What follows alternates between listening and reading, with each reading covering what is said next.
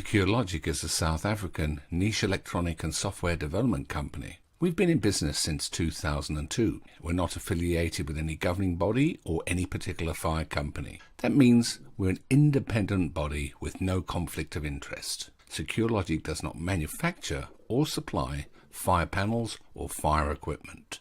In 2004, we developed a new data logger and SMS notification module to comply with a new ASIP standard.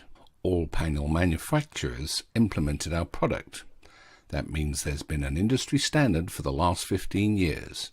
Standard wiring, standard software, and standard applications and tools. The great benefit for the client is this product is probably dormant in the Annunciator panel. The good news is there's no CapEx cost. The equipment is already installed and paid for. It just requires activation. An SMS alarm system notifies all required staff on their cell phones via text if there's an issue at their pump house facility.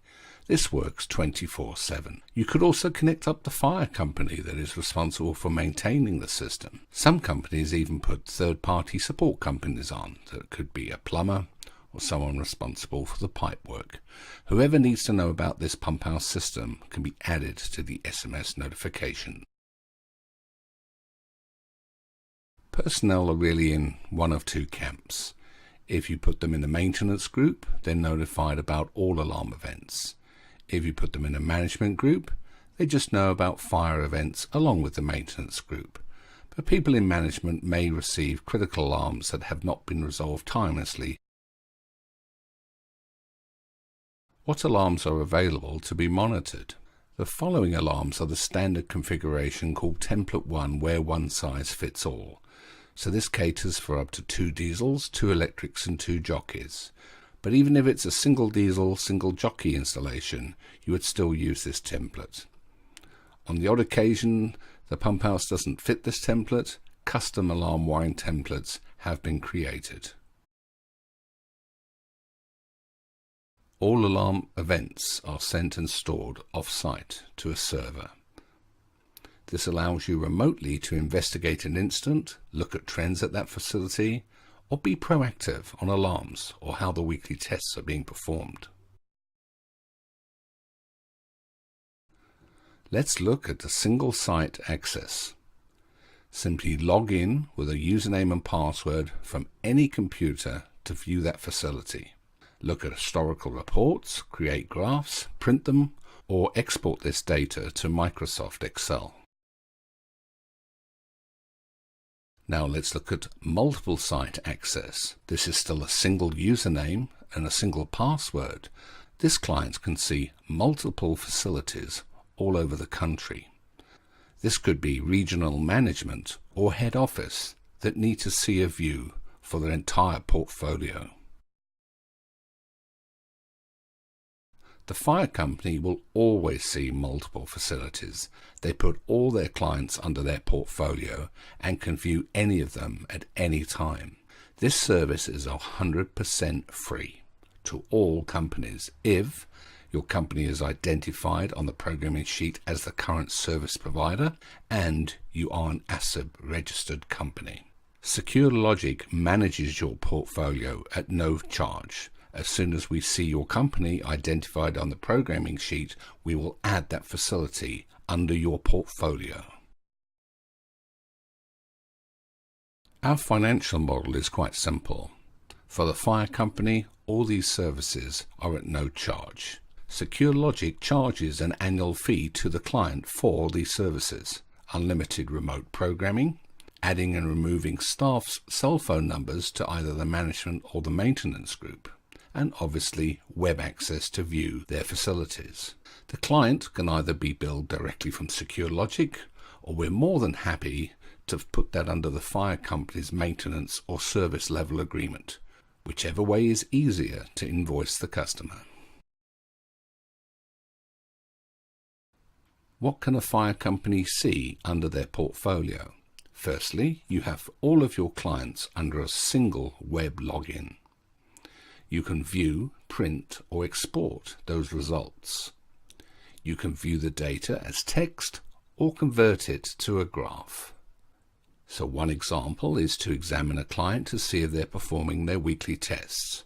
How many days between tests? How many times was the pump started on that day? How many minutes in total was the pump run for?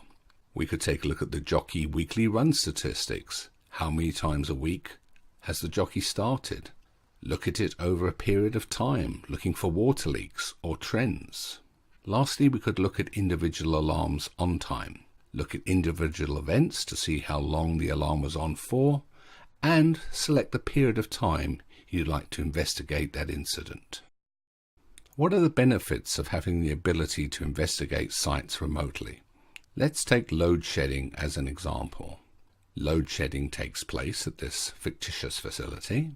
An hour later into load shedding, the jockey pump attempts to start, but obviously it can't because it's an electric pump. The water pressure eventually hits the cut-in pressure for the main pump, which starts. And the main pump, as we know, will run continually even if pressure or power is restored. It requires human intervention. So pumps have caught fire or seized, costing hundreds of thousands of rands. If the SMS system was activated, personnel in the maintenance group would have been notified every hour that the pump was running. Another area of concern is the jockey pump. A jockey pump is a small electric pump with the sole purpose of maintaining the pressure in the pipe system. It should run 14 times a week in a system with no leaks, and about 168 to 200 times a week in a system with a small leak. We have seen instances off-site of jockey pumps starting over 70,000 times a week. That's once every 6 minutes. What is the cost of lost water? What is the damage being caused at this facility? The jockey pump statistic is sent every week at 5 o'clock. One text message to staff and personnel, and the information is sent off-site to the server. Here are two examples of jockey pumps from two different facilities. The one on the left we'll give a tick box to. The jockey pump is barely starting 3 times a week. The one on the right is going up to 820 times a week. So the ability of having this offline system is you can create these graphs over a period of time to look for trends. Is the water leak getting worse, or has it improved since it was last serviced?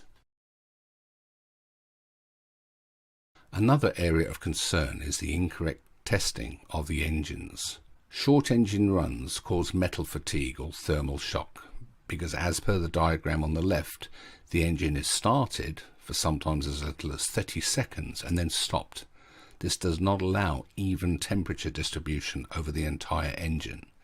Cracks can appear in the engine block and cylinder head, which can result in catastrophic failure when the unit is required during a real fire event.